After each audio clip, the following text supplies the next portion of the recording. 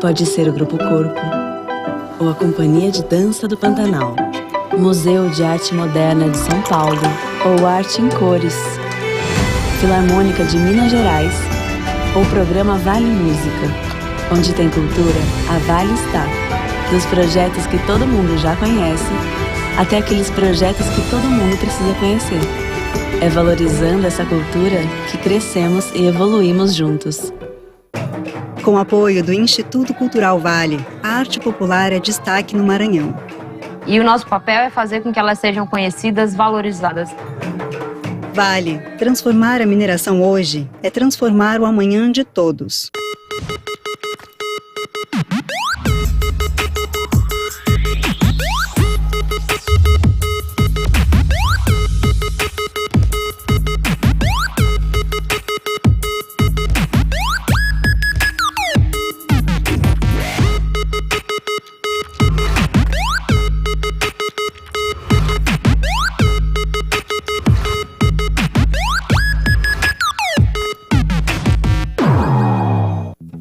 É a cidade mais nacional do Brasil.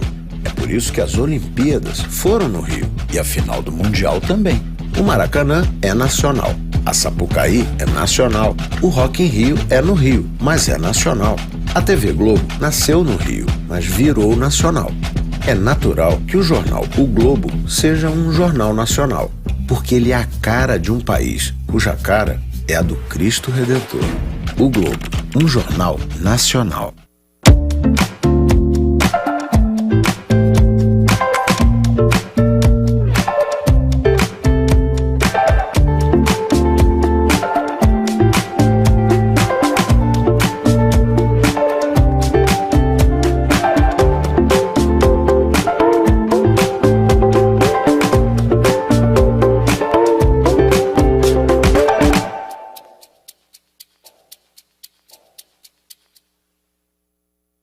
Ministério do Turismo e a Associação Casa Azul apresentam 20ª Flip Festa Literária Internacional de Paraty. O projeto conta com benefício da Lei Federal de Incentivo à Cultura. Vale Mais Cultura. Tem patrocínio oficial do Instituto Cultural Vale. Patrocínio Itaú. Copatrocínio O Globo. Apoio Esquilo, Mac Móveis, Prefeitura de Paraty, Globo Livros, Unigel, CQSFV Advogados e Oceana. Concepção Associação Casa Azul. E realização Secretaria Especial da Cultura, Ministério do Turismo, Pátria Amada Brasil, Governo Federal.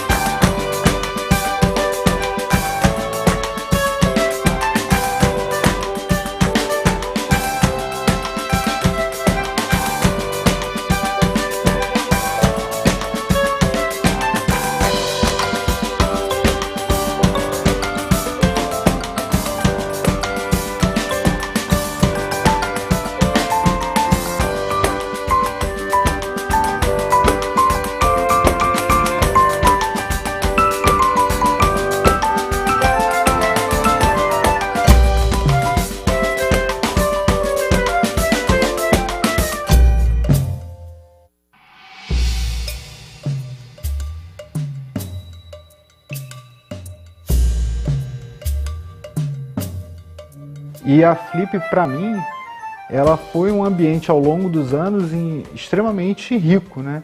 Inclusive porque eu conheci alguns dos meus grandes ídolos, né? De quadrinhos dentro da Flip, né? O Neil Gaiman, o Joe Sacco, a Laerte, que inclusive foi uma pessoa que é extremamente importante para mim, até na questão da minha transição de gênero e tal, porque é uma pessoa que eu já era fã antes da transição de gênero dela e me tornei ainda mais fã dela como pessoa depois da transição de gênero. A gente se conheceu na Flip e depois eu cheguei a entrevistá-la num evento que tem em São Paulo de quadrinhos, chamado PocCon. Hoje a gente se fala pela internet, a gente se encontra nos eventos e tal. Então, assim, foi na Flip que eu tive o primeiro contato com ela. Há 10 anos atrás eu lancei o meu primeiro quadrinho. Foi um quadrinho que eu fiz um rateio entre empresários de Paraty. Fiz um crowdfunding informal. E aí eu fui até as empresas e tal, mostrei o meu quadrinho, falei que eu fazia quadrinhos e tal, e era um quadrinho que se passava em Paraty.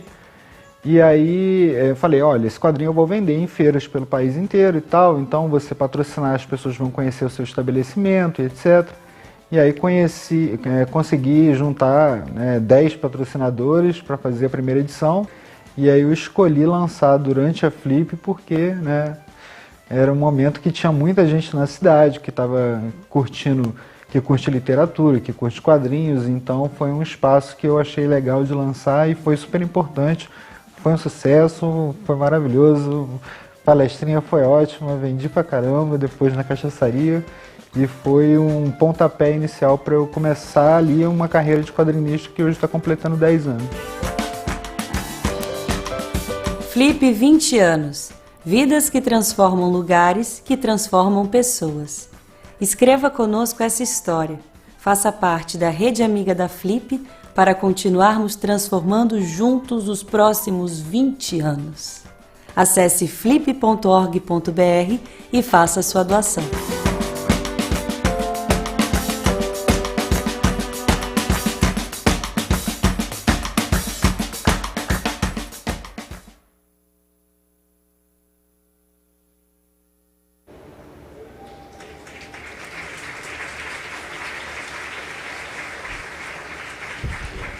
Hello, good afternoon. We will start this round table, which is a tradition in all Flip's editions, which is the Desert Island book. Liz Calder invented this, and it's a tradition here at the festival. And this year, we will have something different. Liz will read an excerpt. She will be here with the women and writers up here being part of this Desert Island book roundtable. I want to thank visitors, communities here, and I want to thank someone that was essential in the first years, Luis Schwartz. Luis was extremely generous. He was with us, supporting us. We used to play and say that we didn't even know how to organize a birthday party. In my profession, I did everything that had to do with the creation of the platform and the festival, but to understand how everything could take place, such a fantastic manifestation, unprecedented, and Luis Schwartz was so generous, and it was great, because as careful as he was for us, not to have so many authors, not too many from Company of Letters, Compañía das Letras Publishing House. We had a team representing all publishing houses, and this deserves gratitude and attention. I want to thank the whole team. I even thought that I could invite everybody and call all of the team to thank them so that you could meet them, but I mean, it's 400 people working endlessly for this festival. Yes, they deserve a round of applause. They do. And when you leave the tent after half an hour, 40 minutes, if it's not pouring with rain, we will take a picture. We will take a picture with the 400 supporters and collaborators and staff members. It's interesting. It's fantastic, and we can give them another round of applause. I would like to invite to receive our warmth manifestation of thank you, the curators of this year's edition. Milena Brito, Fernanda, Pedro, come up here.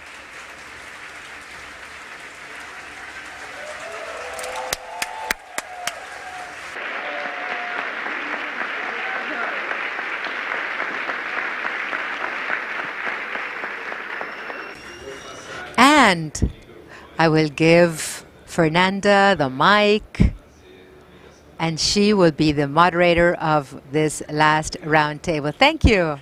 Thank you all. Well, so it's a real joy that we really, after these 20 years, 2 decades of Flip, of festivals, we invited very special writers, guests for our Desert Island book. I invite Cecilia, Pavón, Cidinha da Silva, Ladee, Hubbard, and Liz Calder, and Teresa, Cárdenas, please.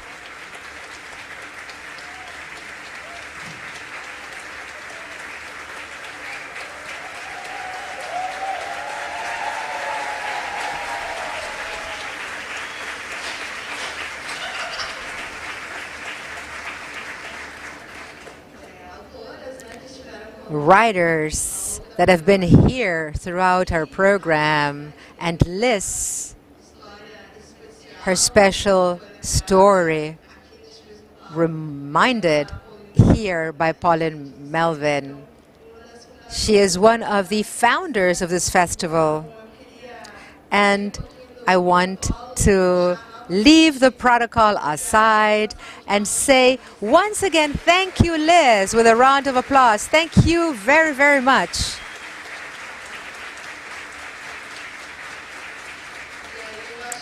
Because I'm sure that I say it from the bottom of my heart on behalf of all of us here at Flip, all of the participants, even other curators before us, authors. Thank you, Liz, for having come up with this idea and having transformed this into this festival. So let's start with the readings. What do you think? Let's start with this poet that influenced so many, many poets. What about that, Cecilia? Do you want to start? Hi. It's great to be here. When I was invited to think about these desert island books, I realized that the most important thing for me was that after 20 years in these courses, in these workshops, more than 500 students in my workshops. The fantastic thing is to start doing this remotely. And I think that this took place in the Americas, and we understood increasingly that Spanish is a fantastic language for poetry because of the mixtures that are produced in Spanish America, and that the young generations of poets understand that Spanish. Last year, I wrote a book called Rituals of Love, whether I invited poets from Spain, Chile, Mexico, younger than 25 years of age, from Argentina too. I will just read 2 short poems because we don't have that much time, and I will read 2 poems. The first by a poet from Spain, from Madrid, Perla Zúñiga. She is the first poet. It's called Muchi Muchi. I want to run away from my bed, climb a mountain, lose myself in whiteness, and have time to write a very beautiful and simple short story. Just for a while, because I know that white won't last and magic won't last. And I know that short stories, simple and beauty, don't last forever. Because if they were, mankind, humankind, would be different. It would be called differently. If humans were simple and beautiful, we would be called muchipuchis. But we're not. We're just humans. Whites would be filled with short stories that will talk about how pretty it is to see a kitten drinking milk in the morning. The beautiful thing is when a person, a human, interacts with an animal without harming. I want to write a short story called Muchi Muchi, and in this short story I want to write about many stories that can only be told when we climb mountains. Stories filled with little pigs, piglings, with wolves. Stories filled with moles, hearts, crickets. This is Perla Sunida, and I will read another poem by Julia Bosales. She is an Argentine poet. I can't write not a single more poem. I can't write how I feel without lying. Like last week, I wrote that I've been flying in my bike to work when actually I drag myself to work as a worm. I would love to be an angel, but actually I think the worst things of the best peoples, except Messi, the soccer player. Of him, I only think nice things, and he is playing today, and the headlines will say Messi cried, Messi laughed, but they never say that. And I leave the train, I see two transvestite girls. One says, hold me back, I want to eat him up, when she sees a beautiful boy. Who am I to think about these things? And I think, to be happy, we have to lose it all. Thank you.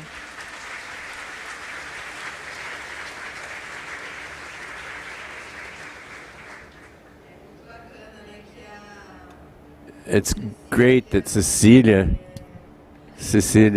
has this strong role of linking several different various poets, organizing anthologies and shedding light on Brazilian poets. And speaking of which, I'll turn the floor over to another of these activists and generous authors who also sheds light on other generations. So, Cidinha da Silva, what have you prepared to read for us? Thank you, Fernanda, and everyone. Good afternoon. I chose an excerpt here from chapter 7 of A Defective Color by our dear Ana Maria Gonçalves. The chapter which opens with the following African proverb: the sword does not spare the blacksmith.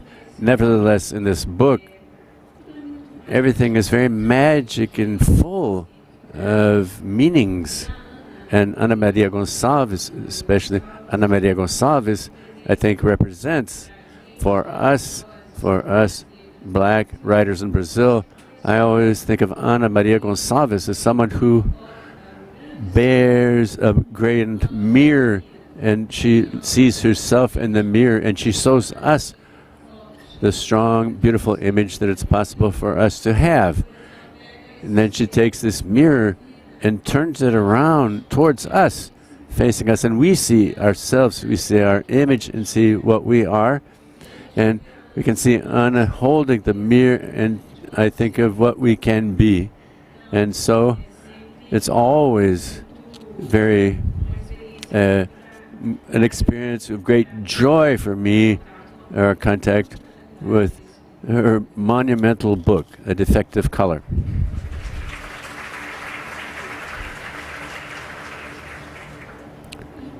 While Fatima told this story, I saw it happening in front of me, real, and I tried to contain a trickle of blood that was still flowing from the hole left by the knife, forming a little trickle of blood on the table. I was consoled by knowing that at that moment,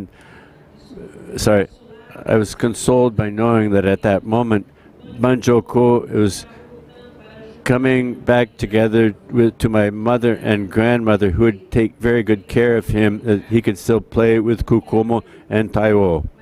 But I also felt great fear that the mistress would learn of what had happened and would scold me for my neglect with which I had cared for my son, allowing him to die in such a silly way.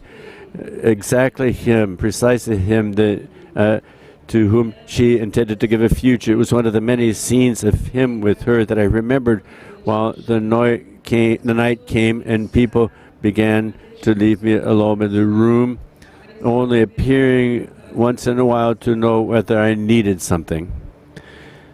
The Muslims gave me food that they had prepared themselves, and Master Agostino placed a flute in Banjoco's hands and wanted to know if I would like him to play some more songs. I was relieved when I saw Baba Ogum Fidichimi come out of a little chair next to Fatumbi, because I could no longer stand the gazes and stares that asked if I was not going to do something more. I asked everyone to leave us alone.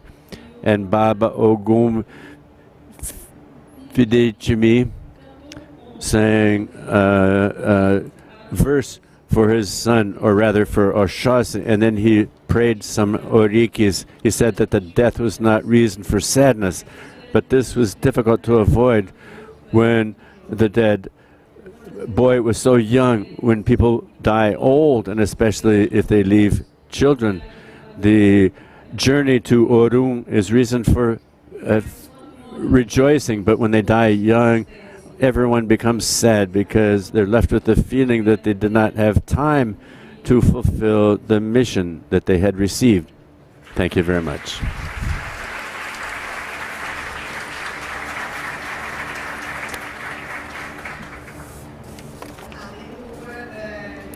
Lady Hubbard brought here an author who is also part of the history of flip, and I think it's one of the favorite authors of many of us.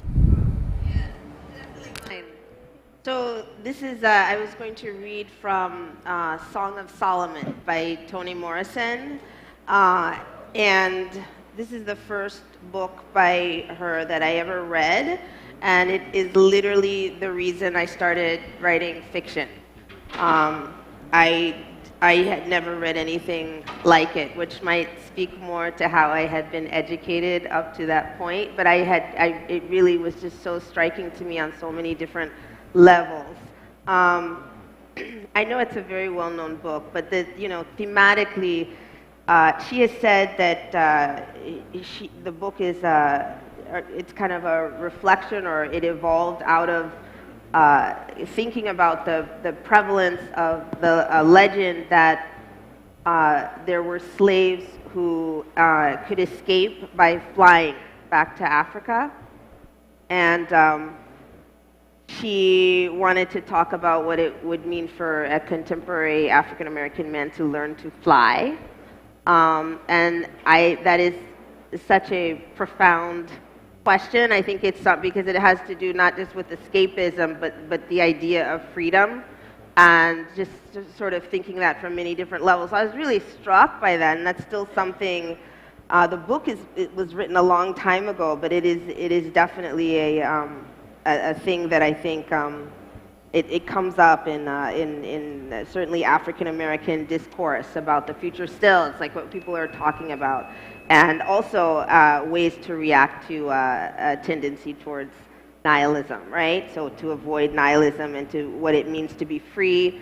And yeah, anyway, so it was not just that, and I will not talk too long. I could talk for a very, very long time about this book and even just the first few pages, but I was also struck by thinking about flying and the idea of freedom and escapism, and how that is also represented in terms of the language of the book and the structure of the book, and the sort of refusal to be confined by realism, or to transcend what others might think of as being a reality. What is realistic to write about? So there's lots of elements that people call magical realism or whatever in it, and for me that was just an expression of freedom to talk about your experience in your way. And again, so that's another way it is. And there's also, I'm going to just read the first few pages. It's like poetry. For me, it is. And I just was so struck by the musicality of it as well, and in particular the repetition. And I was just looking at this first page and the way certain words are they reoccur over and over again, and they'll have different meanings, and those meanings sort of impact the other meanings that are given to this word. In particular, in this first part, mercy and dead. So I'll just read the first few pages. The North Carolina Mutual Life Insurance agent promised to fly from Mercy to the other side of Lake Superior at 3 o'clock. 2 days before the event was to take place, he tacked a note on the door of his little yellow house. At 3 p.m. on Wednesday, the 18th of February, 1931, I will take off from Mercy and fly away on my own wings. Please forgive me. I love you all. Signed, Robert Smith, insurance agent.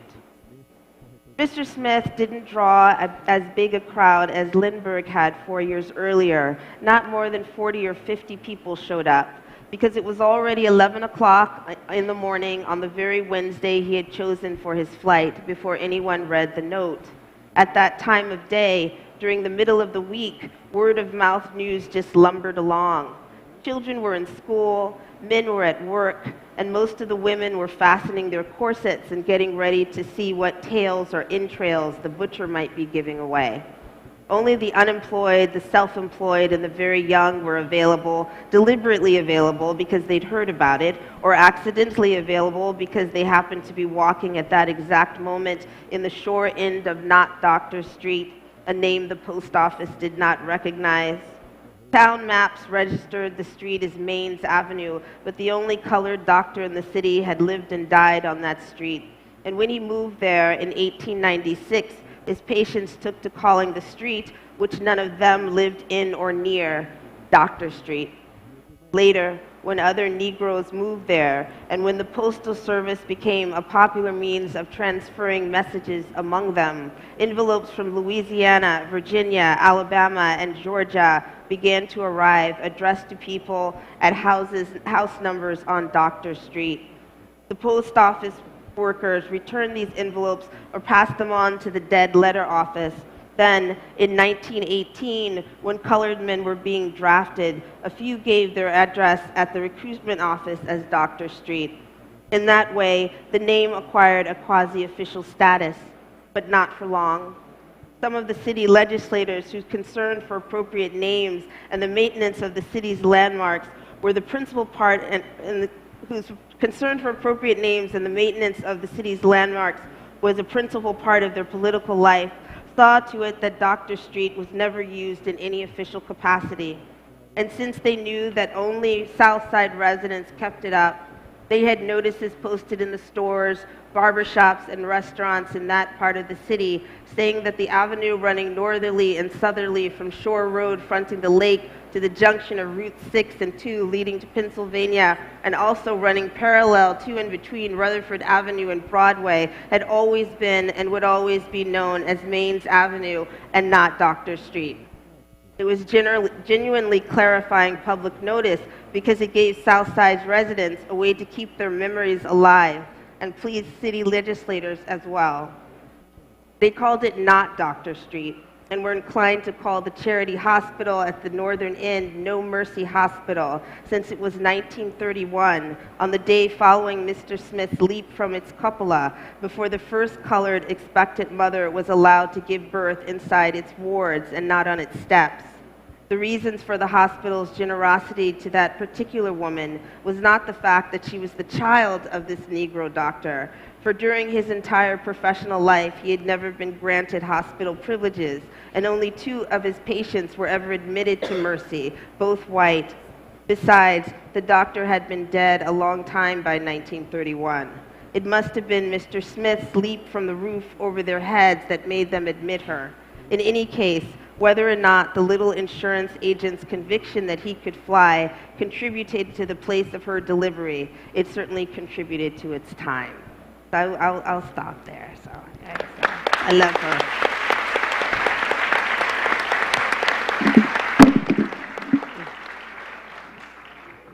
Parecia que a Ladee sabia de cor. It was like she knew by memory that excerpt. Liz, you have the floor now. Well, I have to confess that I've been on this program, on this event, this is the 20th time, not counting the 2 years we didn't do it, where I have appeared. But only the first time I've appeared actually doing this reading. I used to be doing that job over there and introducing the writers, and I actually prefer that job. But I do have my choice of bedside books, and I just want to say that for me a bedside book is literally the books that you like to keep by the bed, and they may not be the other books you're currently reading. You may be reading many others in other rooms in the house, but the bedside book is a special book for me. And one of them recently, as it happens, has been this book called The Years by Annie Ernaux. I'm not going to read from this book, but I do recommend that you read this book. I'm not sure that it is yet translated into Portuguese. The Years, it's called, Os Anos, and it's a truly marvelous book and wonderful for the bedside, because you can read a bit and then put it down, go to sleep. Every night it's a treat. The book I am going to talk about a little bit is a book for me that has been very special. It's called The Diary of Helena Morley, and a lot of you may know it. It's a very famous book in Brazil. And it is an actual diary of a young girl. It's been translated by Elizabeth Bishop, beautifully translated. I know that she's a controversial character, but as a poet, she's brilliant, and as a translator also. This is a diary of a young girl, and as Bishop writes in her introduction, when I first came to Brazil in 1952, I asked my Brazilian friends which Brazilian books I should begin reading. After naming some of Machado de Assis' novels or short stories, or Euclides da Cunha's or Sertões, they frequently recommended this little book. 2 or 3 even said it was the best thing that had appeared in Brazilian letters since Machado de Assis, and then they were apt to launch into animated exchanges of their favorite stories from it. In English, it means My Life as a Little Girl or Young Girl, and that is exactly what this book is about. But it is not reminiscences, it is a diary actually kept by a girl between the ages of 12 and 15 in the far-off town of Diamantina in 1893 and 1895. It was first published in 1942 in an edition of 2,000 copies, but it spread very quickly, and of course now has been published in many languages in many parts of the world. Bishop goes on, the more I read this book, the better I liked it. The scenes and events it described were odd, remote, and long ago, and yet fresh, sad, funny, and eternally true. The longer I stayed on in Brazil, the more Brazilian the book seemed, yet much of it could have happened in any small provincial town or village, and at almost any period of history, at least before the arrival of the automobile and the moving picture theatre. So, from the very good introduction to the actual diary, I'll just give you a little taste of what it's like if you haven't read it already. She just wrote straight from her experience and her heart. So this is Wednesday, February 15th, 1893. Thank God, Carnival is over.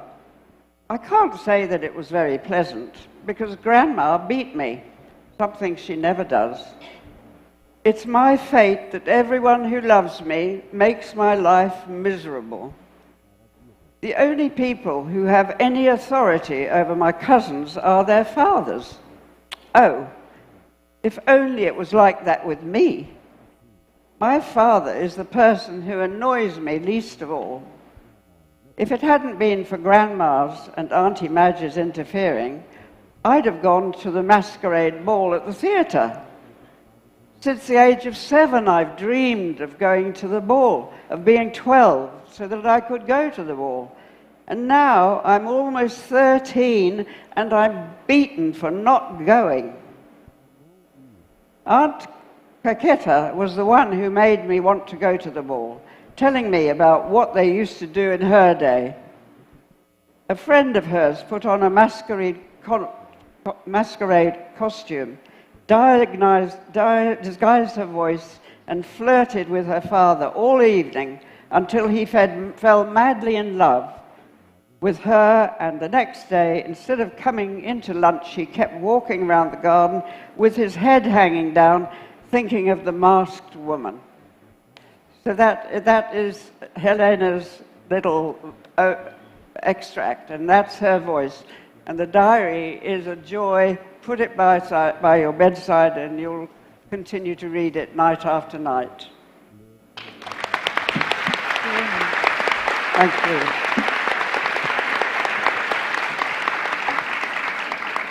Obrigada, Liz. Thank you, Liz. So now we're going to hear our dear Teresa Cárdenas, who in this she's shown in our festival and read like so few, performing with all this beauty, with all her beauty. So go ahead.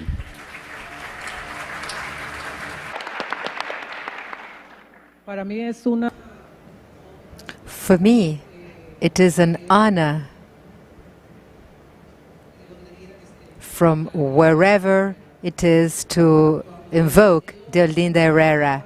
When I was a little girl, I always read the classics, all of them white men, and I was looking for my own identity. There was this thing that everything that had to do with Africa was backwards, and it was better to leave Africa aside. Georgina Herrera crossed my path. I was a little girl. I was 15, 16. And I started reading her beautiful poems in which she took care of Africa. Africa, for her, was home. She could always go back to, where she was loved, where she was pampered, taken care of. And to read these poems and see Georgina's vision about what other people thought was backwards, that was worthless. It was a shock for me. Georgina could be my mom. And she came from Matanzas, the same province I come from, and I met her personally, and it was so strong because she was a person that made me fall in love with poetry written by black women, written by Africa, and everything that our identities meant as Afro-Americans, African Cubans. I met Georgina and I said, you saved my life. You are the only one that can step on me as if I were just a rug. Come to me, Georgina. And it was so great to meet her and talk to her and be close to her. She knew that I came to Brazil very often, and one day she said, I will die without ever going to Brazil. And that really moved me. And what did I do? I tried to organize things and think, how can I bring Georgina to Brazil? And then I talked with my dear friends in São Paulo. And yes, it became true. We brought Georgina with Conceição Evaristo, and Conceição Evaristo said, I am here to see you here in Brazil. And they loved one another very much, and they were very close. Unfortunately, Georgina passed away recently with COVID. But it is a comfort to know that in her last moments at the intensive care unit, one from our people told her, cool down, rest in peace, with his hand in her forehead. It was so sad to lose Georgina. I think that in Porto Alegre, she participated with a book that is not published in Portuguese. I think it is an invitation for somebody to translate it. Maybe her poems could be translated and published here in Brazil in Portuguese. I will read 3 poems by Georgina.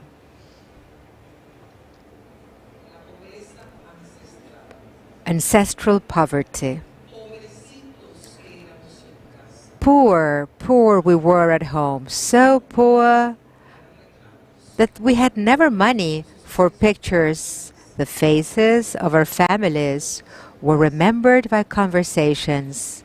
Family, home, mom, dad, both alive, so old, but our roots, ultimately, my husband and myself, the trunk of the tree of love, sons, grandchildren, blooming, multiplied. True happiness, alas. It was enough to fulfill the commandment, just grow and multiply. It was the dream. It was time to dream. And for sure, Central America, Europe, the other world, each one, even without saying goodbye, went its own way. I am a survivor, the one who is here, the strong one, lonely. Oh my God, I owe so much to her, Georgina, so much I owe to you, Georgina.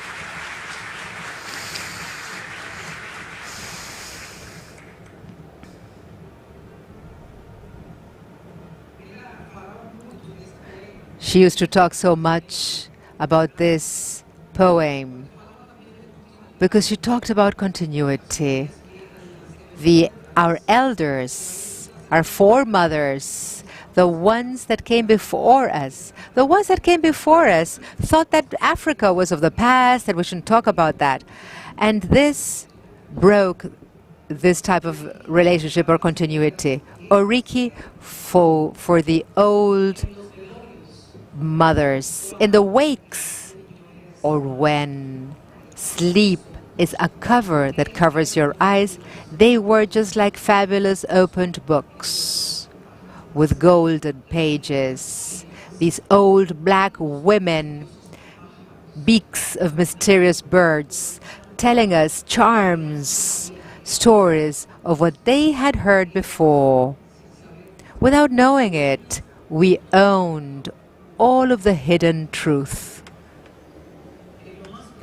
In the deep corners of the world, but we, the ones that live today, we should have been them. We answered back.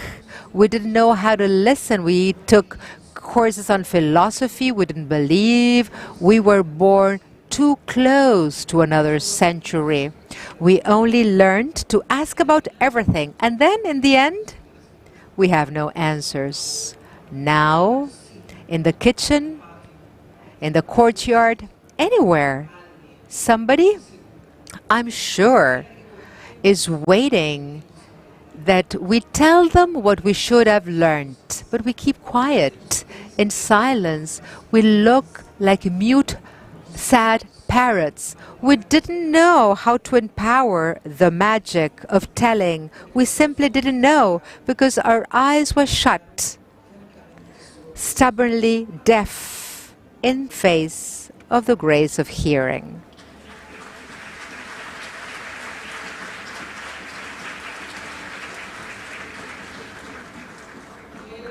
And now I will finish with a poem that throughout my life has been essential, Africa. This poem, excerpts of this poem, are part of one of my books. I pay homage to to Georgina in one of my books. And I thank this moment that you give me to pay homage to Brazilian black writers in Brazil, in Cuba, in the United States, in Latin America. Thank you for this opportunity. Thank you. When I mention you, or whenever you are named in my presence, it will be to praise you. I take care of you.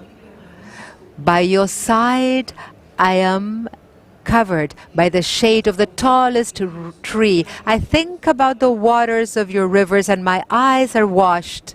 My face with your roots. You are my mirror. You can see yourself in this mirror, in my wrist. You, the golden wrist, you shine so much. You sound as the chosen one so that anybody will forget that you're alive. Everywhere I go, it takes me to you. My thirst, my children, my tasks, everything I do has to do with you. This wonder, the wind that sounds, the rain or the thunder, everything. I love these gods with stories like mine, coming and going from war, love, love to war. Yes, you can. You can close your eyes and rest. You can lie down in peace, Africa. I will take care of you.